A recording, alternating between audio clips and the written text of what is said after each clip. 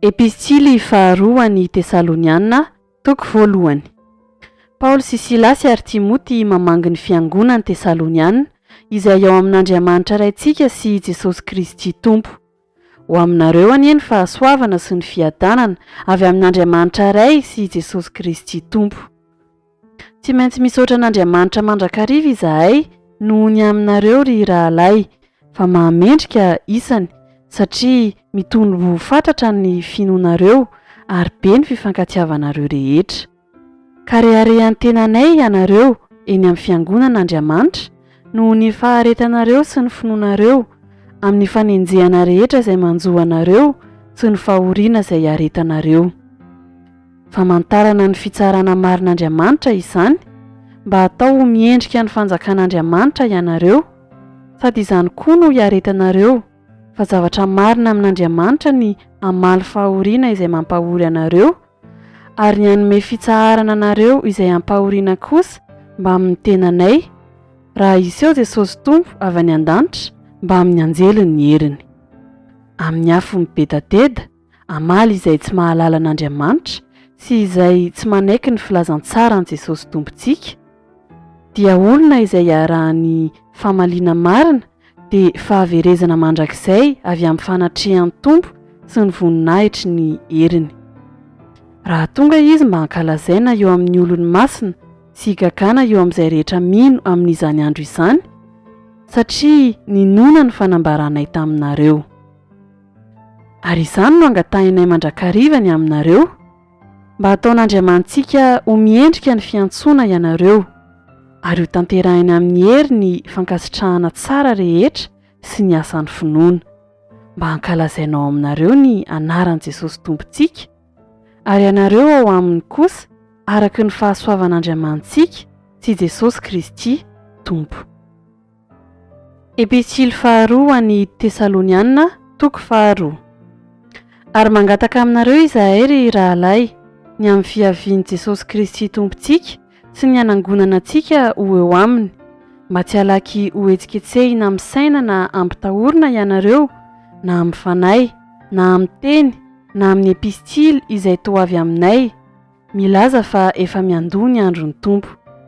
Aza mety ho fitahin'olona kory ianareo fa tsy ho avy izany raha tsy efa tonga aloha ny fihemorana ka iseo ilay lehilahy nota dia ilay zanaky ny fahaverezana ilay manohitra ka manandra-tena ho ambony noho izay rehetra atao hoe Andriamanitra na izay ivavahana ka dia mipetraka eo amin'ny tempolin'Andriamanitra izy ka manao ny tenany ho Andriamanitra. Tsy tsaroanareo va fa fony mbola teto aminareo ihany aho dia efa nilaza izany zavatra izany taminareo ary ankehitriny fantatrareo ny zavatra misakana mba hampisehoana azy amin'ny fotoan'androny fa miasa sahady ny zava-miafina dia ny tsy fankatoavan-dalàna kanefa mandra-panesotra ilay misakana ankehitriny ihany ary dia aseho ilay tena mpandika lalàna izay ho levonin'i Jesosy Tompo amin'ny fofonainy vavany ary ho fohanany amin'ny fisehoany fiaviany. Ny fiavian'le iny dia araky ny fiasan'ny Satana amin'ny hery sy ny famantarana sy fahagagana mandainga rehetra ary ny famitahana momba ny tsy fahamarinana amin'izay ho very satria tsy nandray ny fitiavana ny fahamarinana izay hamonjena azy izy. Koa izany no hampanateran'Andriamanitra fiasan'ny fahadson-kevitra aminy inono ny lainga mba ho elohina avokoa izay rehetra tsy nino ny marina fa nankasitraka ny tsy marina. Fa izahay tsy maintsy misaotra an'Andriamanitra mandrakarivany aminareo ry rahalahy malala ny Tompo satria Andriamanitra efa nifidy anareo hatramin'ny voalohany hahazo famonjena amin'ny fanamasinana ny fanahy sy ny finoana ny marina sady ho amin'izany koa no niantsony anareo tamin'ny filazantsaranay ahazoanareo ny voninahitry Jesosy Kristy Tompontsika koa tomoera tsara ry rahalahy ka azo no fampianarana natolotra izay nampianarina anareo na tamin'ny teninay na tamin'ny epistilinay. Ary Jesosy Kristy Tompontsika sy Andriamanitra raintsika izay efa tiantsika ka nanome antsika fampiononana mandrakizay sy fanantenana tsara amin'ny fahasoavana no hampionona ny fonareo anie sy hampahery anareo amin'ny asa sy ny teny tsara rehetra. Epistily faharoa any Tesalonianina, toko 7.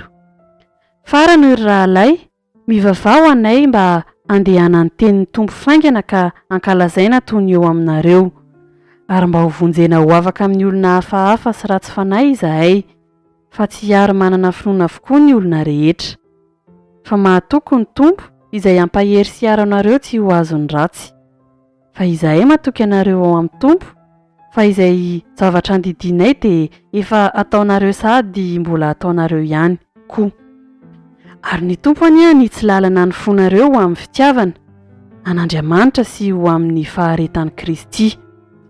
Ary mandidy anareo izahay ry rahalahy amin'ny anaran'i Jesosy Kristy Tompontsika, mba hialanareo amin'ny rahalahy rehetra izay tsy mitoetra tsara ka tsy manaraka ny fampianarana natolotra izay noraisiny taminay.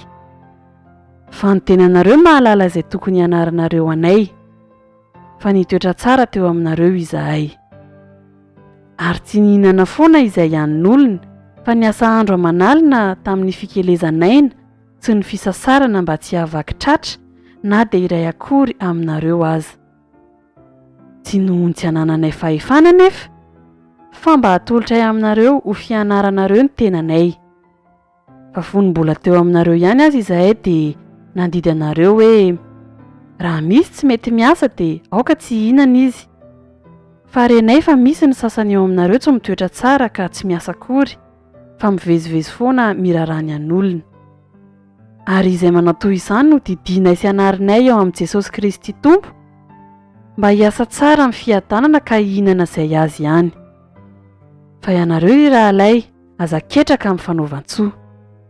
Ary raha misy olona tsy manaiky ny teninay amin'ity epistily ity, mareo izany olona izany ka aza mikambana aminy mba ahamenatra azy. Anefa aza dia atao fahavalo izy fa anary toy ny rahalahy.